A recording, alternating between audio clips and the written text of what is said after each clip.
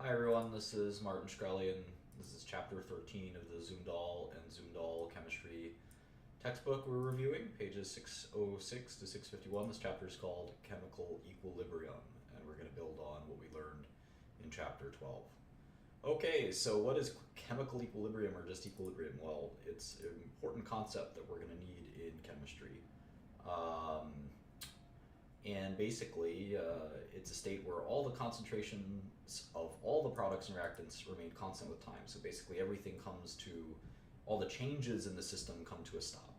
It doesn't mean that the system is static, and we'll talk about that in a second, but it does mean that the concentrations will stop shifting. So in essence, they've reached equilibrium, and it sort of sounds like, it is what it sounds like, right? I mean, it's reached an equilibrium. We've talked about equilibriums or equilibria colloquially, so just keep that in mind.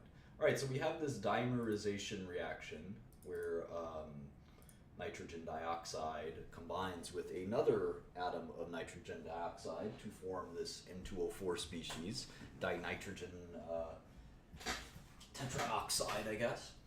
And what's interesting about it is we've learned in the past that nitrogen dioxide is this brown gas, while N2O4 is colorless, and that's a pretty interesting idea, right? You can have two separate molecules are both brown gases, but when they combine, they're colorless. Pretty fascinating. Anyway, if we put any amount of reactants in a closed container, that system will reach equilibrium, and this is a pretty important concept to get through. And we're going to talk a lot about this, and one of the things to consider is that you're going to have some reactions that the products will form from the reactants, and you'll have some reactions where the reactants don't really form many products. And the way we're going to describe that is talking about the equilibrium position, that concept of an equilibrium position. We can define it as whether or not the products will be converted from the reactants, or the reactants will kind of not do too much conversion. So if the reactants kind of stay the same, we're going to say that the equilibrium position lies to the left, towards the reactants, and that kind of makes sense since it's the left of the reaction arrow. And if all of the reactants are consumed and become products, we're going to say that the reaction lies far to the right, in the direction of the products. And so, what might surprise you, I guess, is that if we do have a closed container, that all systems in a closed container will reach equilibrium. And part of the reason that that's somewhat surprising, maybe to even me, is that we learn a lot that these reactions are kind of one-directional, and that they proceed to completion. But the reality is there is the reverse reaction in addition to the forward reaction, and that impinges on virtually every reaction. We'll talk a little bit about that dynamic. Even if 99.9% of the activity is going in the direction of the products, there's still some equilibrium, and we'll discuss that further. So I made these charts. I hope you appreciate them. I worked hard to make them. You can see the craftsmanship and quality of these charts. But let's talk about what we mean by the equilibrium condition. I'm going to open up my Zumdahl textbook just so I can review it and read from it. All right, so as I mentioned a slide ago, the equilibrium is still a dynamic situation, even though there's no changes. As you can see here, in this situation, it reaches this reaction reaches equilibrium, and here we just have a simple water and carbon monoxide becomes hydrogen and carbon dioxide, and you can see this fancy symbol, and I would encourage you to practice writing that fancy symbol. It is a very impressive looking symbol that you don't see every day, and if someone sees you scrawling it on a piece of paper, they might think that you're doing something very dangerous, but it's just a sign that means equilibrium, and it basically means that the system is in equilibrium and that the forward reaction and the reverse reaction are equal. And so let's see what that means. So here you have the red line represents the products, and the black line represents the reactants, and this is pretty simple. We start just like we learned last chapter. We start with water or remember they're in equal molar concentrations here, 1 mole of this and 1 mole of that, or 1 atom of molecule of this and 1 molecule of that. So it's water and carbon monoxide, and you can see that they get consumed, and they become this product, which is either carbon dioxide or hydrogen diatomic gas. And you can see that this reaction lies pretty far to the right. Most of the reactants will be consumed, however, not all. And you'll see that they reach this asymptotic point where there is this equilibrium, and they will not change any further. There'll still be some carbon monoxide in water, and it won't get converted to carbon dioxide and hydrogen gas. So, in this situation, the equilibrium lies far to the right. In this little graphic I made, what's kind of interesting here is you can see that the forward rate, the forward rate, in other words, the consumption of these reactants into these products, is very fast. And the reverse rate is not really taking place because if we start with the reactants, we're not going to have any products to go in reverse. So the reverse rate will pick up steam, and when these rates equal, that's when the system reaches equilibrium. And that's kind of an important concept. All right, 13.2. We're going to learn something really, really important here. I joke that it's the things that we really need to know, we tattoo. And this is your next chemistry tattoo. I don't remember all the tattoos we've done, but hopefully you're not running out of space, and this is an important tattoo. It's called the law of mass action, and it's going to be something we're going to use for the rest of this chapter and maybe the rest of our lives. So, in any event, this is a description of the equilibrium condition. We have these coefficients. We have the species, which are the reactants in this case, A and B, and their coefficients J and K, and we have the equilibrium sign, and then we have the products C and D and their coefficients L and M. And so the law of mass action is the following. And maybe I should blow this up. Let me do that. All right. That's better. The law of mass action gives for this form. Let me make these both really big because you need to know this.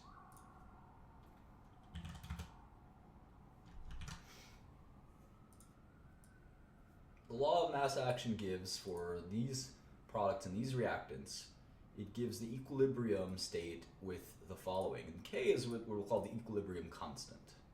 And this is how we derive that equilibrium constant. So let's take it into, let's do a practical example. So here we have 4NH3 plus 7O2. Did I miss, I think I missed a equilibrium sign. Let me add that real quick. Here we go. All right. So becomes 4 nitrogen dioxide and 6 water. It can be expressed as the following. So we're going to take the products and we're going to put them on top. And their coefficients then become their exponents. And that's all divided by the reactants, and their coefficients become their exponents. So that's sort of how we do it, and these are the concentrations. So we can actually put the concentrations in if we know them. So if there's 1 molar of nitrogen dioxide, or 1 mole I should say, we can put 1 in there. If there's 2 moles of water, we can put 2 in there, and so forth and so forth. And we're gonna do this example in a second, but this is how we set up the law of mass action. All right, so let's do our first problem. And this is on page 611 in the book.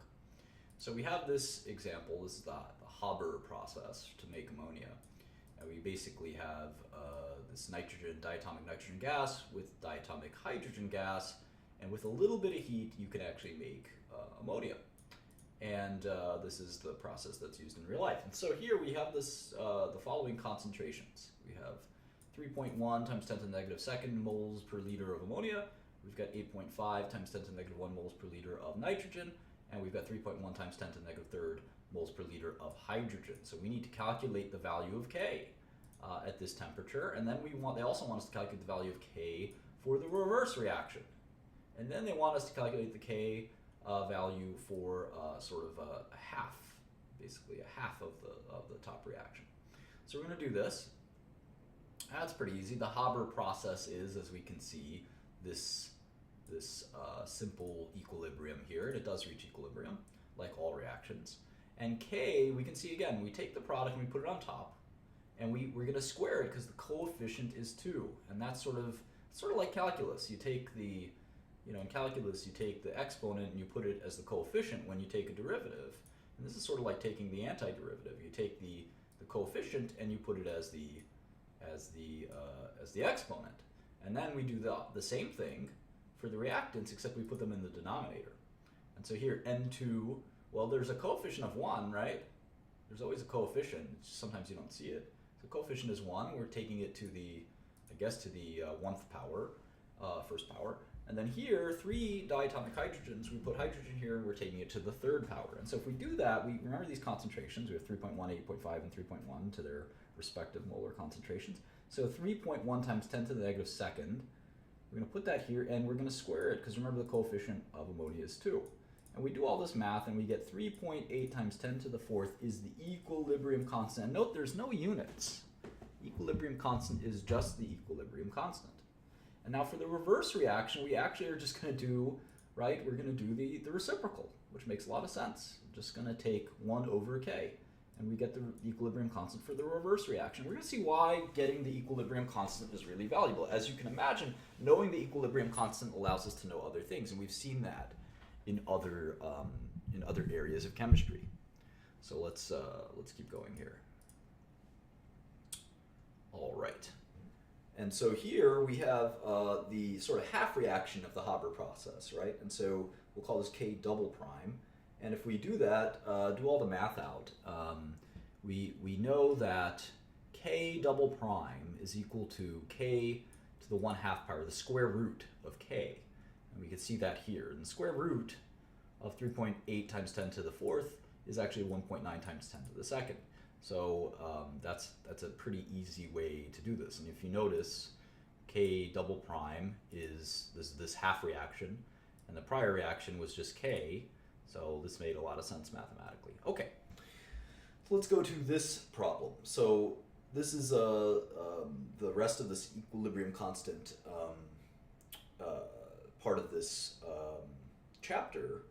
And one of the things that's going to be fascinating about the law of mass action is we're going to get the same K value no matter how much of the gases we mix together. And that could be a little counterintuitive. So here's 3 experiments with the same reaction, the Haber process, and totally different concentrations. So here we have no ammonia.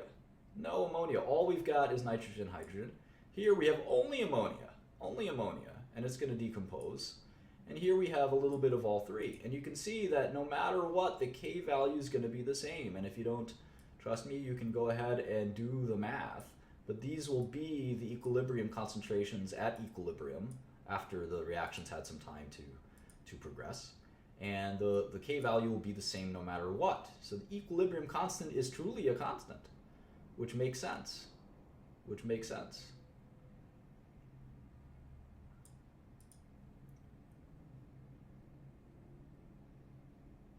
Trying to figure out why I wrote the equilibrium constants are not always the same. Let me see here. Why did I write that?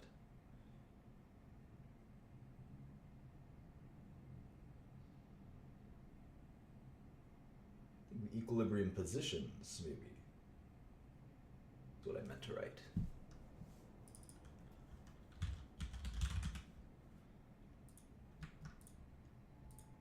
I think that's it. All right.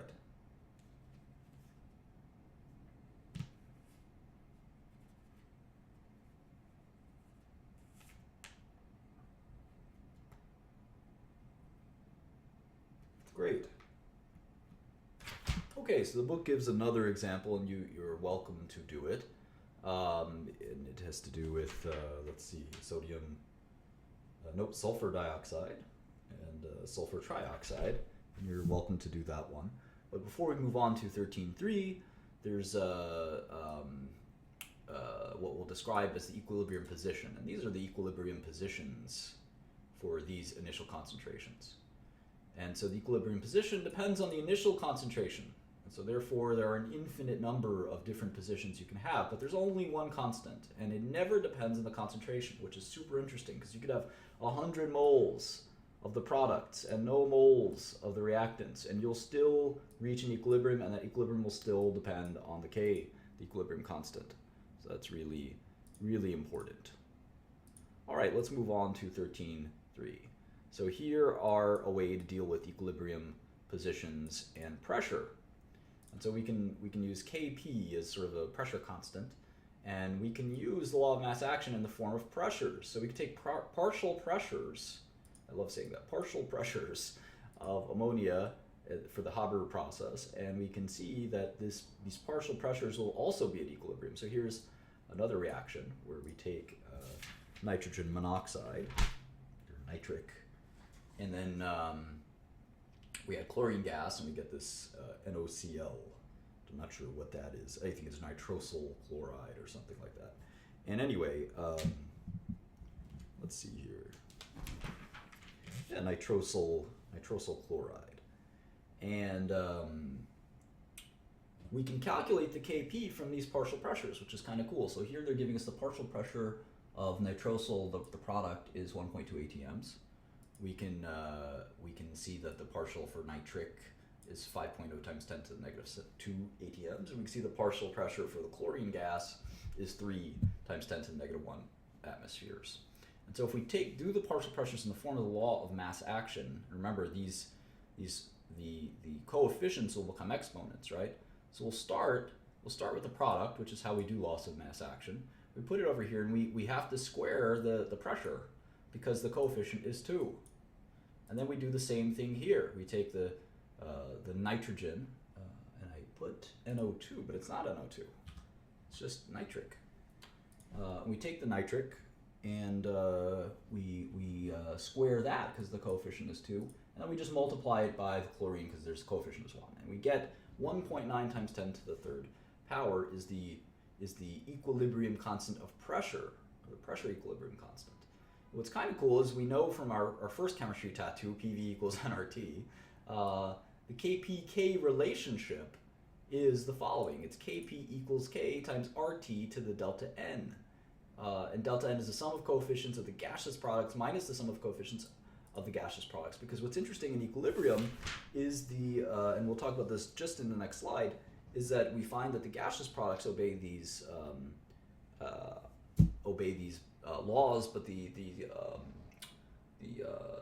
solid and liquid products and reactants do not. So we're going to learn more about that in a second. But you can use these. You can sort of equate the Kp-K relationship using the PV equals nRT. So we'll talk about heterogeneous equilibria, and don't worry if some of this is a little bit complex for you. This is a chapter. When we were doing this review ad hoc, I actually skipped this chapter because I felt it was a little dense and not relevant in the real world. Then I sort of decided you really can't learn chemistry without learning the law of mass action. But once you learn the law of mass action, I think, and apply it at least once or twice, I think you'll be okay with respect to chemistry, especially with respect to medicinal and organic chemistry, especially if you're not going to focus overwhelmingly on synthesis. So in any event, let's continue. Okay, so when all the reactants are gases, this is homogeneous equilibria.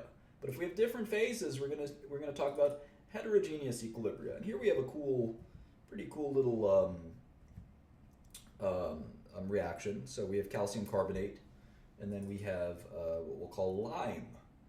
Calcium carbonate will decompose into lime and carbon dioxide. And what we find is that the equilibrium position is not dependent on how much solid or liquid there is in the reaction. So here's the only gas. The rest of these are solids. So the equilibrium constant here is just K equals the concentration of KO2. So we're not going to include concentrations of pure liquids or solids in equilibrium expressions, which is pretty fascinating. Pretty fascinating. All right, so I also use my graphical skill here to teach 13.5. Now 13.5 is interesting. You have a fictional reaction of three of these blue guys, and as a reactant, and one blue guy and one purple guy become this. You can think of this, I guess, as like a carbon dioxide or something like that, plus two blue guys. So two blue and one purple become two blue and just two blue. So this trimer becomes a dimer, and this mixed species becomes this species. It's pretty interesting. Okay, so in any event, these graphics are amazing. And this reaction has a really interesting equilibrium constant of 16. 16. Okay, and so the book tells us that we're given 9 of this trimer and 12 of this, I guess, heterodimer. And the system reacts and comes to equilibrium. What will the system look like? And this was one of the hardest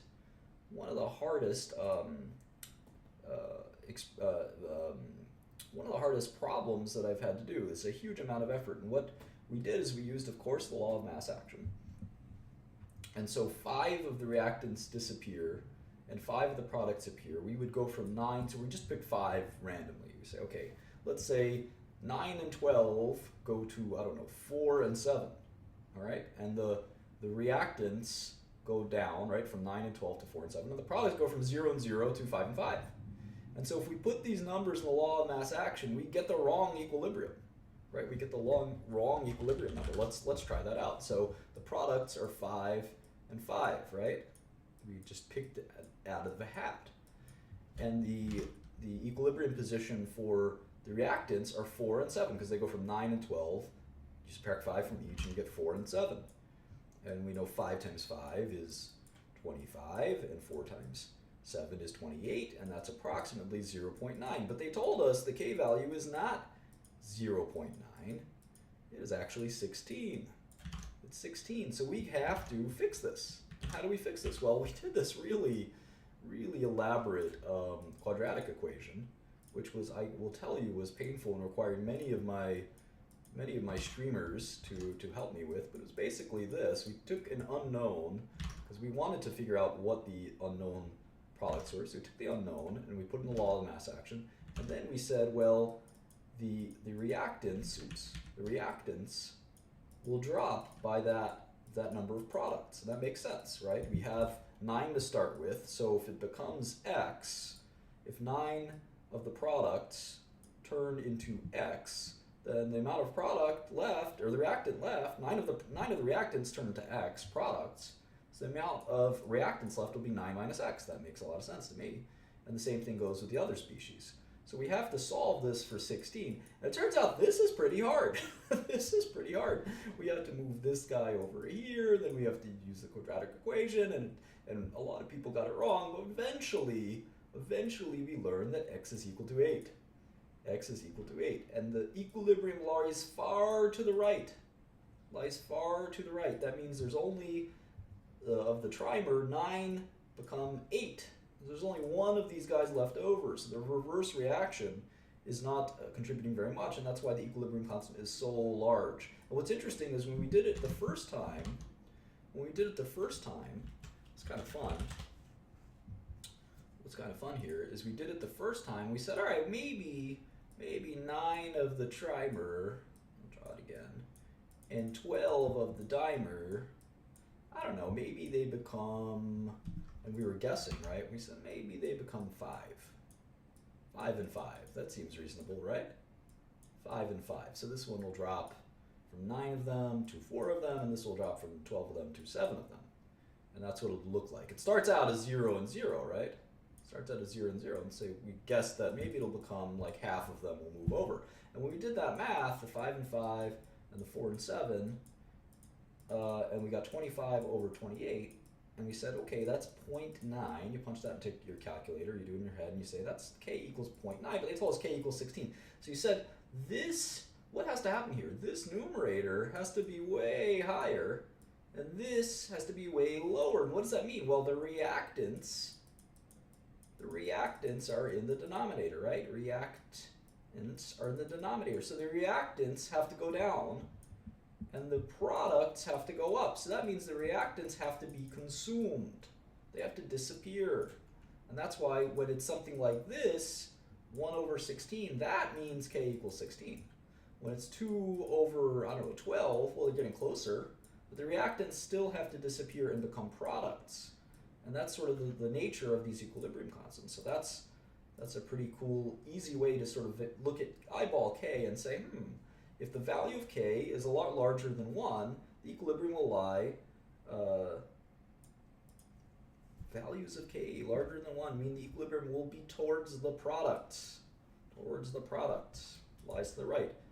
So a very large equilibrium constant means the reaction mostly goes to completion. There's very little, very, very, very little reactants left. At a very small K value, say 0.0001 or something like that, 1 times 10 to the negative third or fourth, that means that the system will mostly stay in reactants and there won't be much products. And that means the equilibrium position lies to the left. So the reaction basically doesn't happen to any appreciable constant. And notice the size of the K value has nothing to do with the time, the reaction rate, nothing to do with it. It just tells you where the concentrations will be at equilibrium.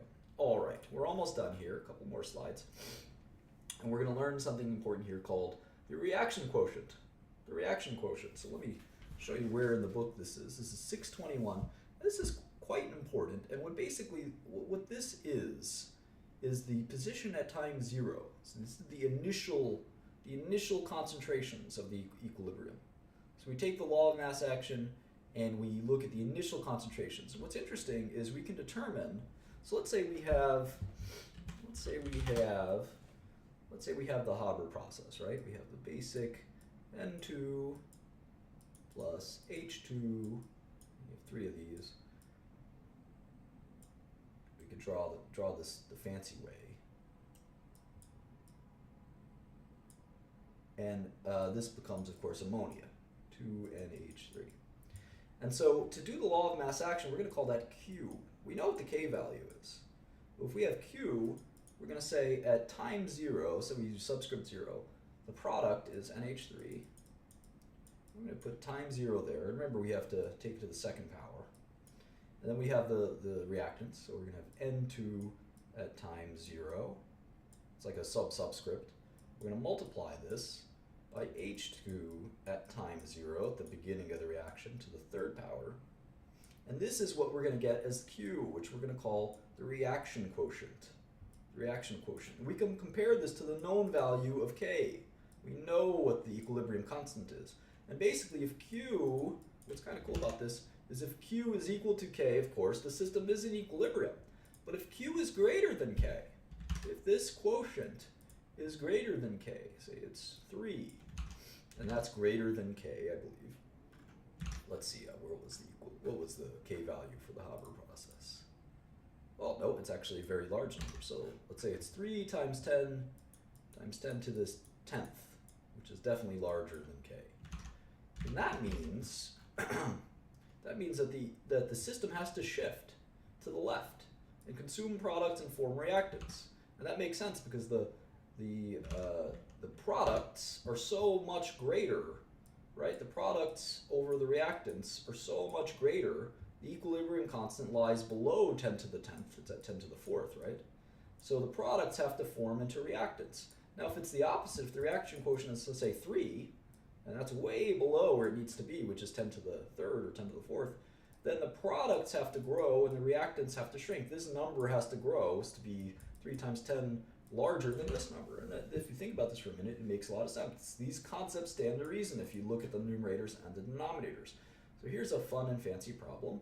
Same old idea, the synthesis of ammonia, and we know the K value at 500 degrees Celsius is 6 times 10 to the negative second, and we have to predict the direction of the system. And I only did A here, so if I do A and I put in the reaction quotient of the concentrations, I pop them in and I see it's 1.3 times 10 to the 7th. Well, that's way larger. That's way larger than the K value. So the products, and we know that to get a smaller number, the numerator has to drop. That's basic arithmetic, right? So the products have to drop and the reactants have to go up. So in fact, the reactants have to be more, the product of the reactants have to be more than the products. Literally the product of the reactants, otherwise known as the multiplication of the reactants, I don't want to confuse you, has to be greater, way greater than the product of the reaction. And that it has to be this much greater, 1 over that. So in any event, they do have to shift, and you can do the math out for B and C if you're so inclined. All right, let's look at 13.6, solving equilibrium problems. We're going to skip this section, so we can go to 628, 633, and when I skip pages in the book, I tell you which ones I'm skipping. This is basically the same stuff that we just did, except it's more math and more practice and more algebra. It does use the quadratic formula a few times, so if I didn't want to overbear you with the quadratic formula, and you can go do those problems if you're so inclined. It is some more complex mathematics, but it's not so hard. All right, the final thing we're going to discuss is Le Chatelier's principle. And basically, this is just a common sense principle that if a change on a system that's already in equilibrium, let's say you have a system in equilibrium, the position of that equilibrium will shift in a direction that will compensate and reduce that change. So if you stress a system in equilibrium, the system will shift in a direction that relieves its stress, and that is a very simple concept. And maybe I should have added an example, I guess. But you can take a look at the book in 13.7. You can maybe Google Le Chatelier's principle, and it makes a bit of sense if you think about it. And that's it for chapter 13. We'll see you next chapter for chapter 14 as we review chemistry. We're going to learn about acids and bases, so we'll recapitulate what we learned many chapters ago and maybe extend it a little bit into some more complex concepts. All right, thank you so much for joining me. I'll see y'all later.